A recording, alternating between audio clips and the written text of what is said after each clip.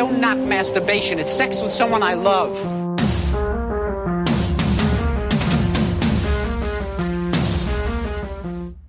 Cela fait bientôt 2 ans maintenant que les chantres de la Manif pour tous ne cessent leur caquettement nasillard, plus assourdissant que les poulaillers d'Acajou.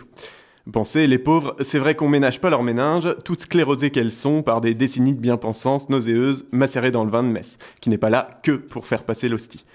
Parmi leurs 1001 chevaux de bataille, l'éducation sexuelle des petits derniers est au premier plan depuis que l'un de leurs sbires a lu la traduction en français d'un rapport de l'OMS datant de 2010 pour l'établissement d'un cadre européen commun sur l'éducation à la sexualité et à la santé sexuelle.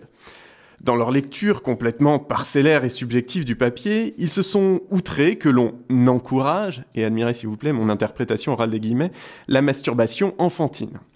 Alors que dans le rapport, il est simplement dit qu'il serait bon d'aborder le sujet branlette et tripotage de clito quand les enfants y sont confrontés, plutôt que de fermer les yeux en disant « suffit » d'un ton aussi autoritaire que culpabilisant.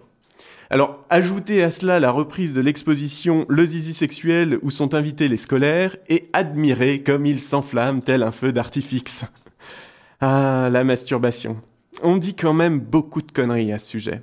Pourtant, avant le XVIIIe siècle, si la masturbation était vaguement condamnée par l'Église, elle se pratiquait couramment dans l'indifférence générale. Ce sont les Lumières et les discours de certains savants comme le docteur Samuel Tissot qui ont jeté l'opprobre sur le chatouillage des génitoires. Les premiers y voyaient une menace pour la démographie. Après tout, pourquoi les femmes se prendraient le chou à se faire limer par des phallus incompétents pour procréer quand elles peuvent manuellement se faire la fête dans leur dessous ? Tandis que les seconds lui attribuaient 1000 maux, de l'éculée surdité à l'impuissance en passant par la mort instantanée, avec surtout l'espoir de vendre quelque onguent miraculeux censé guérir de ce mal. Tout ça sans aucune preuve scientifique, évidemment. En vérité, et attention la grosse révélation, la masturbation ne rend pas sourd. J'ai toujours entendu bien assez pour me reculoter en vitesse dès lors que j'ouïs quelqu'un approcher. Sauf une fois. J'avais 12 ou 13 ans. Ma mère est entrée dans ma chambre alors que je me tripatouillais le sucre d'orge et, citant César qui surprit Brutus s'aiguisant le glaive, lança « Tu coque mi fili ». Soit en substance, toi aussi tu te la touches mon fils. Mais oui maman, ton fils se tripote et on sait même aujourd'hui que ça a commencé très tôt puisque déjà, dans ton utérus, je mastiquais le germe. Des médecins ont en effet capturé par échographie des fœtus en train de se masturber. Oedipe n'a qu'à bien se tenir. Mais au-delà de la simple satisfaction que peut procurer une expédition au-delà de notre nombril, je crois que les enjeux de ces autoflatteries orgasmiques sont bien plus importantes que la seule activité électrophysiologique de type épileptiforme localisée principalement au niveau des noyaux du septum, de l'amygdale et du thalamus somatosensoriel. Donc ça, c'est ce qui se passe dans notre corps au moment de l'orgasme. La masturbation peut être un outil d'émancipation, en prenant le contrôle de son propre plaisir. En apprenant à le maîtriser et à en jouir sans l'aide de personne, on s'affranchit plus facilement des dictats branlants qui régissent la sexualité humaine. On apprend l'autonomie, l'indépendance, y compris dans les délices érotiques. Prendre le contrôle de sa vie en apprenant à le perdre seul.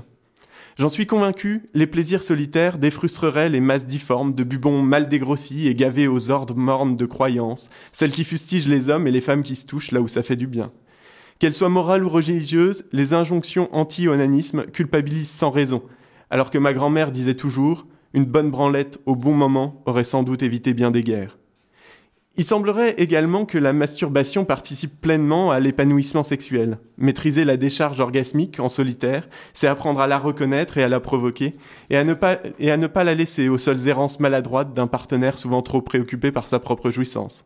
S'interdire de se faire jouir, quand eux se touchent à plus savoir qu'en foutre, c'est un peu fermer les yeux sur l'origine du plaisir. Et au royaume des aveugles, c'est toujours le borgne qui est roi. Plus important encore, si l'enquête Contexte de la sexualité en France, réalisée en 2006, montre que la pratique de la masturbation féminine augmente avec le niveau d'études des pratiquantes, c'est bien que les grivoiseries égoïstes sont, à défaut de la cause, un indicateur de l'autonomie des individus. Je continuerai donc de me battre à coups de branlettes éhontées, refusant de ranger le dégorgeage d'anguilles et la lubrification du cheeseburger au rang de sous-sexualité. J'encouragerai toujours les abstinents de tous bords à me rejoindre dans la célébration des plaisirs solitaires, pour qu'ils puissent, d'une main maladroite, retrouver la vulve et se vider l'encéphalus, et jouir d'un regard nouveau sur le monde et d'un esprit ouvert. Car aucune certitude en ce bas monde n'est, je crois, inébranlable. Don't knock masturbation. It's sex with someone I love.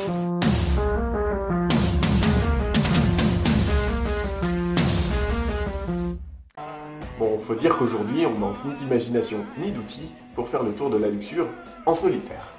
Un téléphone portable, un pommeau de douche, une brosse à dents, une courgette, une télécommande, chaussettes, des nouilles instantanées, et même un traversin.